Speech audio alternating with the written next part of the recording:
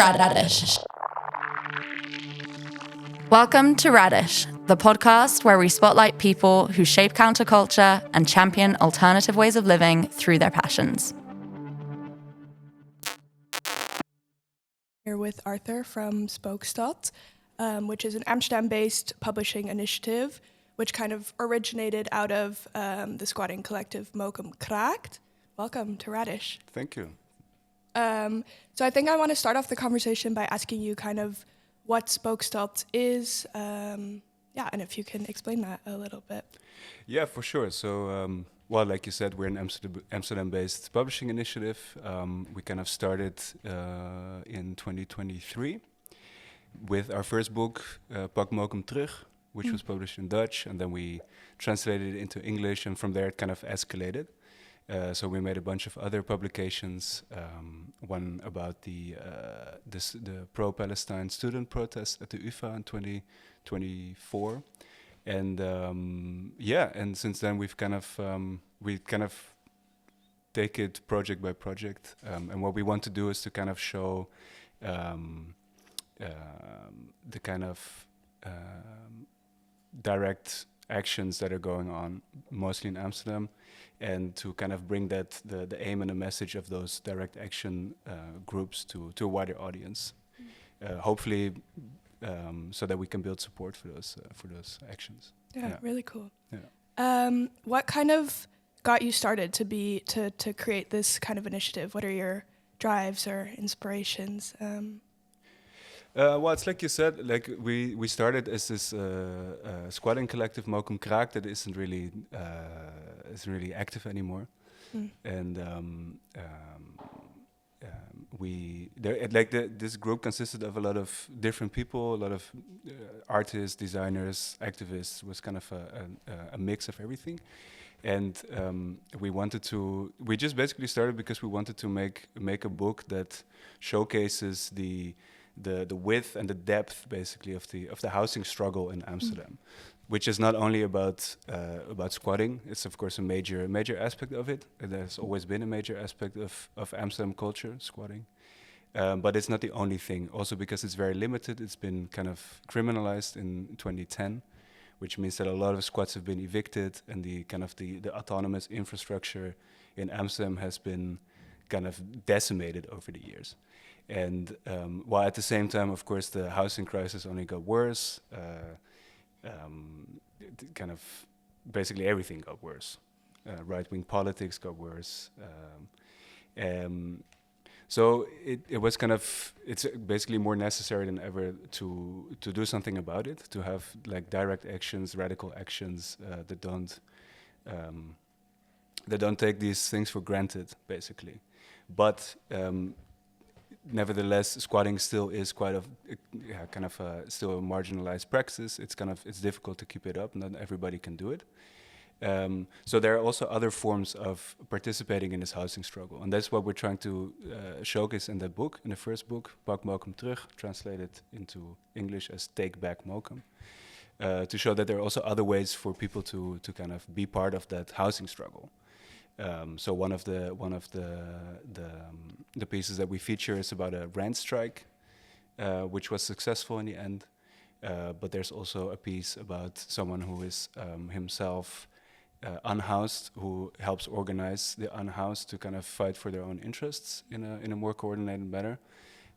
So these are also aspects of like neighborhood initiatives that kind of come together to protest against the slope and nieuwbouw in Nieuw-West, like the how do you say, demolition and development initiatives in Nieuw-West, to kind of try to take back control over that sounds very MAGA, to kind of try to somehow have some sort of influence on your direct living environment. Yeah.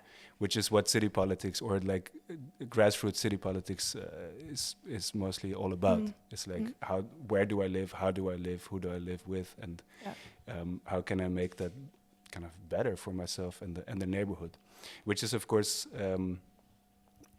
goes directly against the real estate interests as they've taken shape over the past 20 years, basically.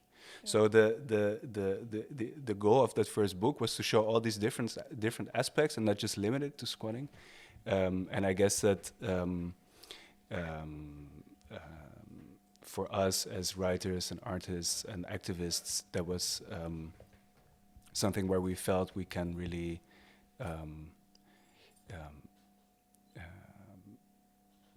bridge maybe that gap between the most radical type of activists and people who would kind of support those politics, but maybe not themselves engage in them directly.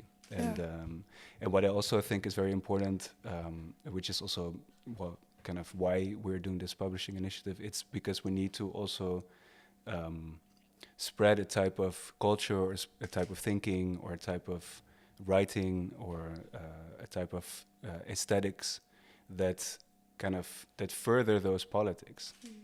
I think that's a crucial element, and we try to think of what we do as a publishing initiative as part of this infrastructure of protest or an infrastructure of radical politics that also, I mean, of course it exists in the streets, it exists in all these autonomous places, but it also exists in the mind, I guess. Yeah. And by kind of widening the scope of what we deem possible helps basically in furthering those aims.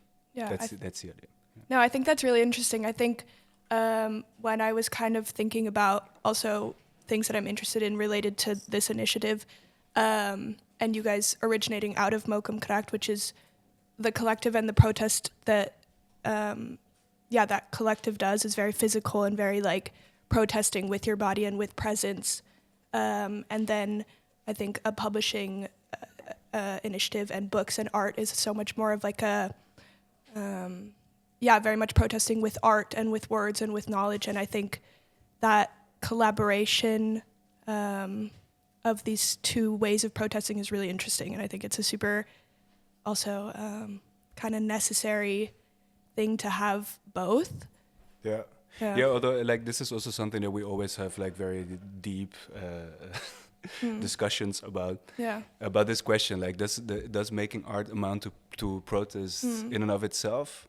I personally am not sure, or actually I don't think it is, but I also don't think it should be. Like it's not that I consider making a book as an act of resistance or something. At least not.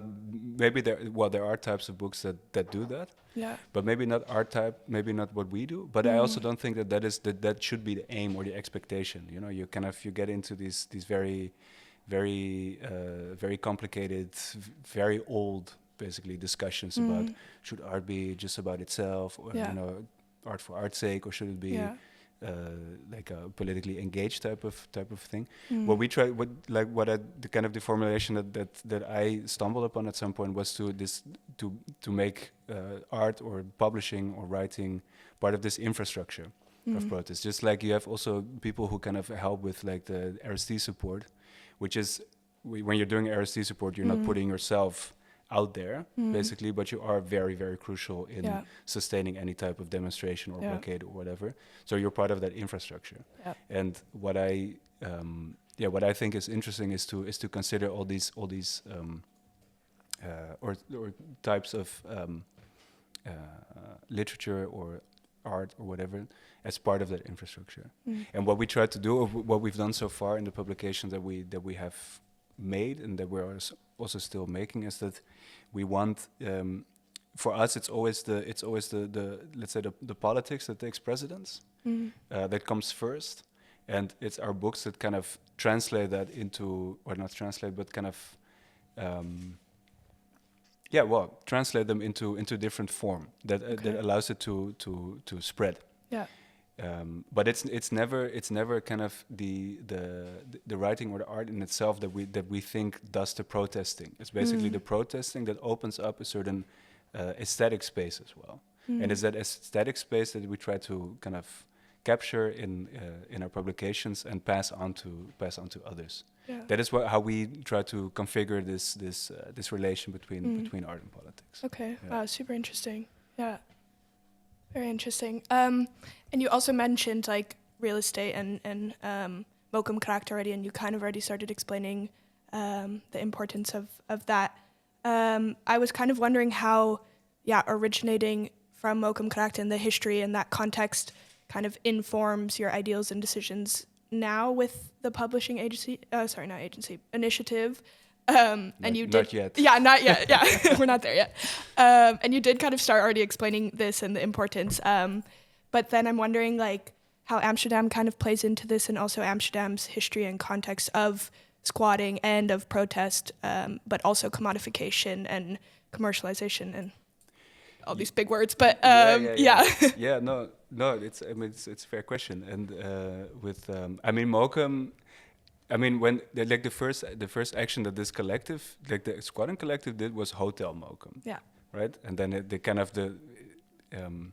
which was kind of chosen as basically as a form of left-wing populism. Mokum, as maybe not everybody knows, but it's the nickname for Amsterdam. It's kind of what traditionally Amsterdam people call Amsterdam. It's like Mokum.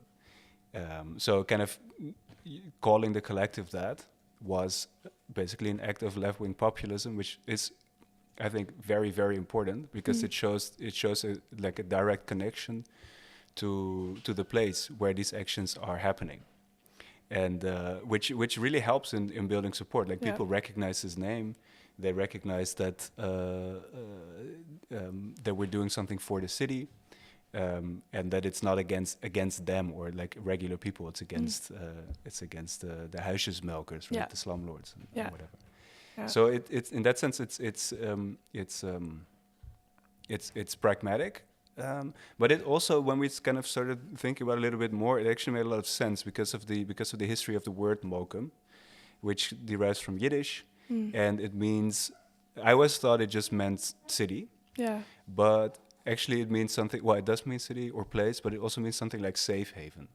So, like throughout the Jewish diaspora, apparently there were like different Mokums as well, not just Amsterdam, but Rotterdam, and also Berlin. Like they had kind of, and it meant something like a safe haven to go to, and that word in itself carries a lot of meaning in that respect. So then when we talk about taking back Mokum, we're not really it has this kind of MAGA type of vibe almost. Yeah. But that's of course not what we mean. Yeah. It's not like Amsterdam for the Amsterdammers or something. That would be insane. It's more about making Amsterdam live up to its status of Mokum. Yeah. But that would be a very bad book title. Yeah. But that is kind of more what we mean with that. Like, what would it mean if Amsterdam actually were a Mokum, like a safe haven for any type of people? The fact that like people that were so marginalized as Jewish people back in the day, that they still managed to kind of have such an influence, not just on the name for Amsterdam, but also on the dialect of Amsterdam. Yeah, that is very impressive, because that also shows that it's never let's say the official culture or the official politics or the mayor or whatever who kind of determine what people think their hometown is. It's never from the top down. It's always from the bottom up. That's what that word, I think, really signifies. That you couldn't plan that. You couldn't have a mayor being like, you know what we're gonna call Amsterdam from now on? Mokum. Yeah. Like that would be ridiculous. Yeah. And of course, but that is exactly what they now try to do with this whole I Amsterdam tourism campaign, and they also had this campaign of blah blah blah, maakt Amsterdam Mokum. So they really do try to kind of recapture that name at the precise moment that they're basically destroying all the conditions of possibility to make Amsterdam actually a Mokum. You know, like evicting all the squats, opening the floodgates to tourism, to real estate development and that sort of stuff, and then still marketing itself as a Mokum. So in that sense, also the taking it back also really means to work, in that sense, quite literally take that word back from people who don't have any business using it, and basically perverting what it originally meant. So to us, Mokum is of course it has these different layers of meaning. It's of course it's just the nickname of Amsterdam. It's a left-wing populist strategy, but it's also a concept. Basically, it's the concept of a safe haven, a place of refuge for all that kind of signifies a city that it's made by its inhabitants from the bottom up, where official politics has no place. Yeah. And I now forgot what your original question Yeah, was. I mean that. Yeah. It's very why, spot on. But yeah. why? Kind of the context of Amsterdam and Exactly. Yeah. So I mean, so to us, it just started as a very local thing, and I mean, sometimes you get shit for that because, I mean, there's this cliche about Amsterdam people being very Amsterdam focused, and that's true, but it's also true that by staying here and focusing on this place, it also means that we know this place. I was born here, I grew up here, I studied here, I do all these things here. That means that I know people, and the fact that we, for example, were able to make a book about the student protests at the UvA. That is because we are here in this place, and because we know people who are kind of taking part in these actions and protests. So that means that we have these direct connections, which also means that people are more likely to trust us, and to work with us. So that is definitely part of the reason. But we have 2 publications coming up this year that expand the scope beyond Amsterdam. Yeah. Exciting. Yeah. So we're venturing into unknown territory. Okay, cool. Yeah. And can you say anything about what kind of unknown territory this is? Well, one book is it's about something called permacomputing. Okay. It's kind of it's about let's say digital technology initiatives that base themselves on permaculture, which means I hope I'm not butchering this, but so in a way it's about sustainable computing. Okay. But it's I would actually say it's like anarchism with computers. So it's kind of Cool. how do we kind of how can we still use digital technology without making ourselves dependent on big tech, both in terms of hardware and software. So it's about how you can kind of prolong the lives of pieces of hardware, but also software that makes you less dependent on or independent basically of like giant servers and this sort of stuff. So that one is definitely not limited to Amsterdam. There are collectives here in Amsterdam that are engaged with that stuff, but it's kind of its scope is more global actually. So we're kind of are kind of moving a little bit beyond just Amsterdam. Yeah. And that kind of then leads me to question, how do you guys choose the content, or how do you kind of like, how does that process work? Because that's the question. Yeah, well, it's kind of it's almost like the content chooses us. Okay. Yeah. It's I mean, especially like for example, I mean, of course, the first book we decided to make that with a lot of people. Like it's not like maybe that's something important to clarify. It's not that we write the books, but it's also not that we have there's an individual writer that we then publish, which is what a normal publishing house would do. Yeah, so in a normal publishing house, you would have an author who writes something, a manuscript, whatever. Then they go to the publishing house, and then the editor edits it, and then they kind of throw it onto the market, and they hope that it sticks, right? They're this link between some individual starving artist probably and the market out there, where they want to kind of sell books, and they just usually, like nowadays, they basically give everyone a book contract. To give them a little bit of money to write, and then they see if it sticks. Okay. And most times it doesn't. Yeah. But sometimes it does, and then everybody makes money and they're Yeah. happy. I'm very, very cynical right now. But that's not how we operate. So Okay. we kind of we don't work with like individual authors, but with collectives. Okay. So in the case of Take Back Mokum, the collective was ourselves, because we were still Mokum Kraak, but also, I mean, we have, I think, in that book maybe 20 different contributions, and we also portrayed all the different squads and free spaces that wanted to talk with us. So basically, the amount of different people that contributed to the book is somewhere in the dozens. Yeah. So we don't, in that sense, we don't operate as a normal publishing house. And also, we don't only work with professional authors. It's usually a mix. So there are always a few professional authors or academics who have something interesting to say, but it's very often also just I don't know, activists themselves who we interview, or people who happen to be into writing, and often they're very good at it as well, but they just don't pursue any kind of, let's say, professional artistic career with that. So our books are usually like a mix of professional and non-professional authors, and usually a lot of them. And we try to we go to book markets and we do talks like this or other stuff to kind of make these connections between the publications and the audience. And in the case of the book about student protest, that was basically, it was just happening and we're all there.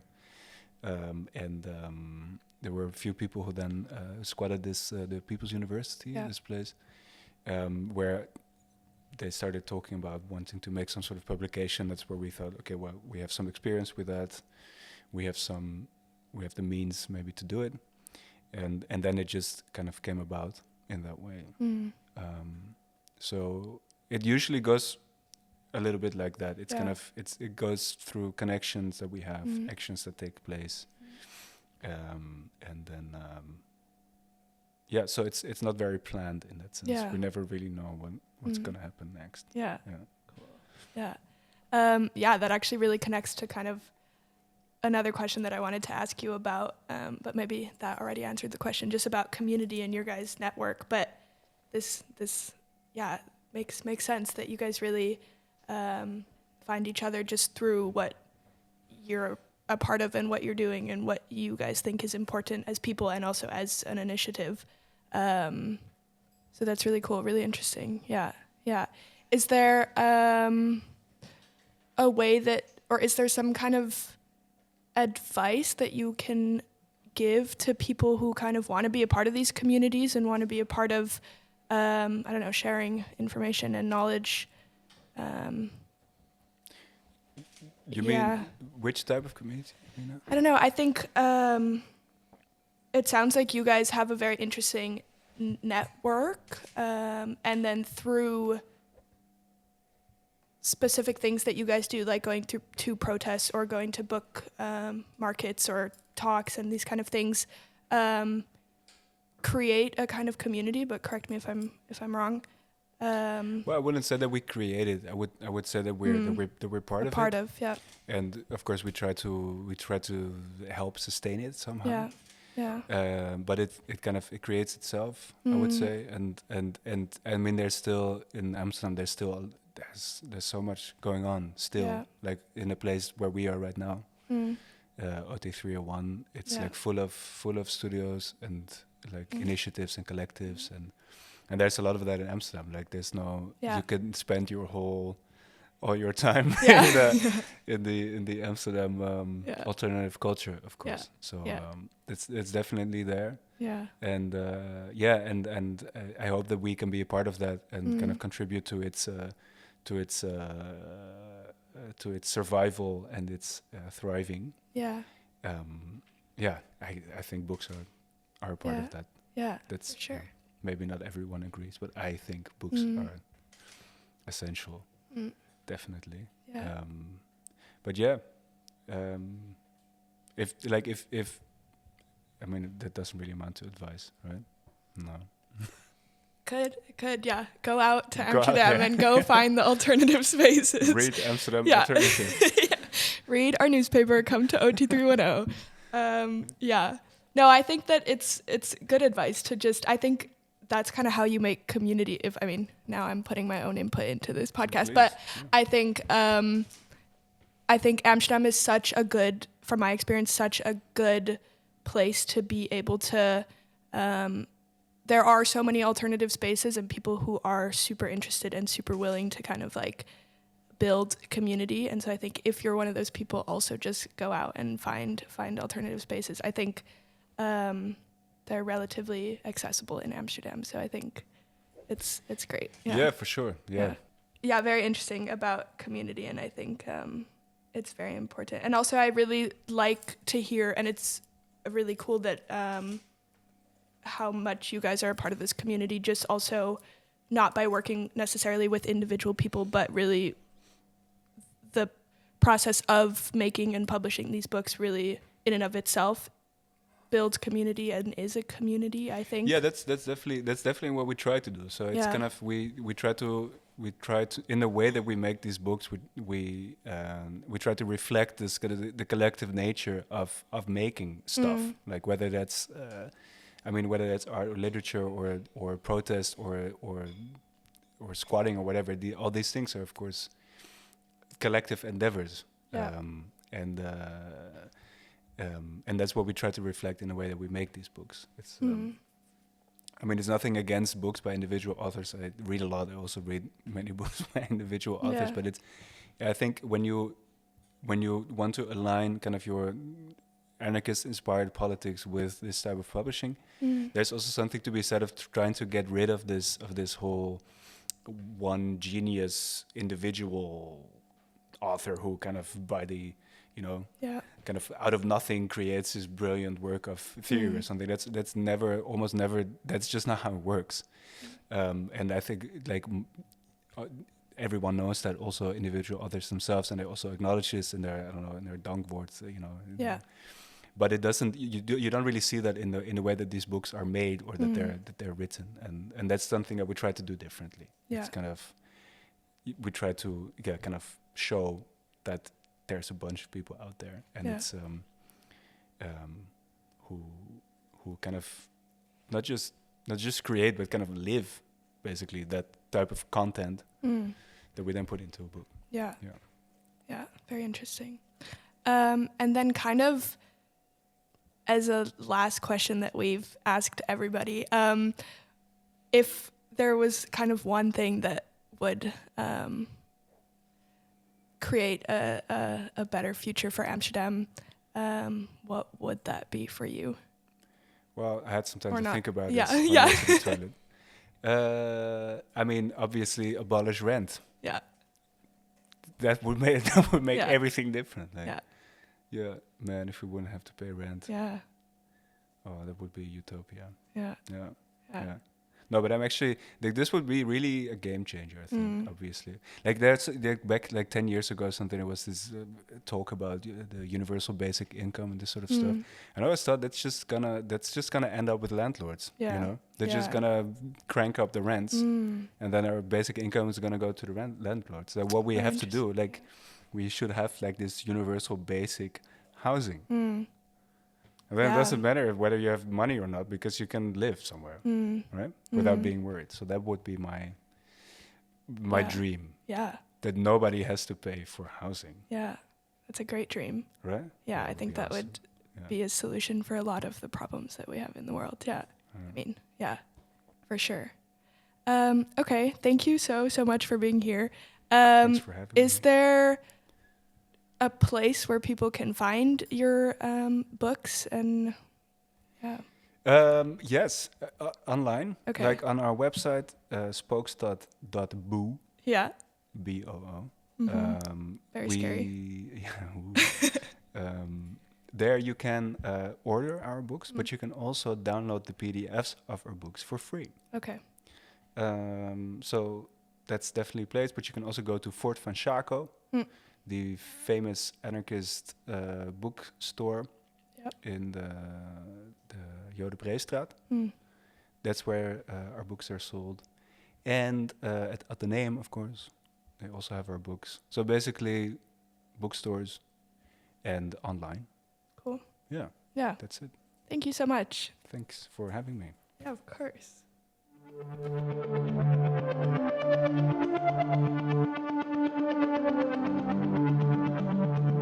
Rad-Ish.